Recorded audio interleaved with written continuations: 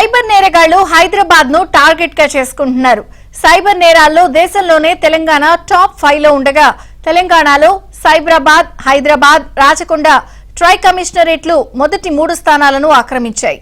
ఈ ప్రాంతాల్లో ఇంగ్లీష్, హిందీని అర్థం చేసుకుని మాట్లాడగలిగేవారు ఎక్కువగా ఉండడం సైబర్ కేటుగాళ్లకు అనుకూలంగా మారింది.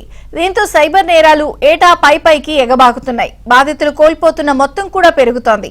అరెస్టులు, రికవరీలు మాత్రం చెప్పుకోదగ్గ స్థాయిలో ఉండడం లేదు అనే విమర్శలున్నాయి. సైబర్ నేరాల్లో సైబరాబాద్ టాప్ లో ఉండగా తర్వాతి స్థానాలను రాచకొండ, హైదరాబాద్ కమిషనరేట్లు ఆక్రమించాయి.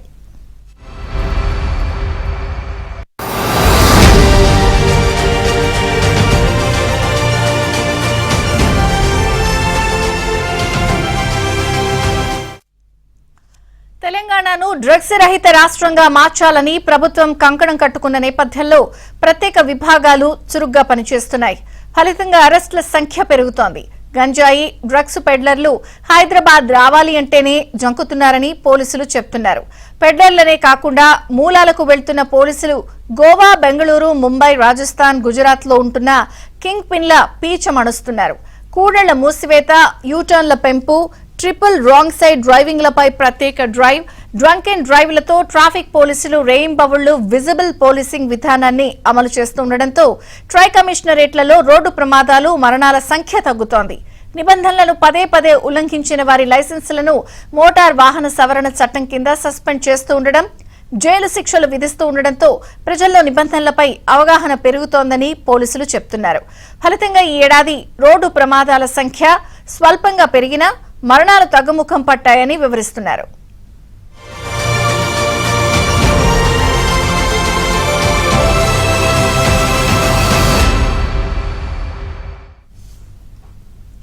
షీ టీమ్స్ వంటి విధానాలు అమల్లో ఉన్నా, నిర్భయ వంటి కఠిన చట్టాలు అమలవుతున్నా ట్రై కమిషనరేట్లలో మహిళలపై నేరాలకు అడ్డుకట్ట పట్టలేదు.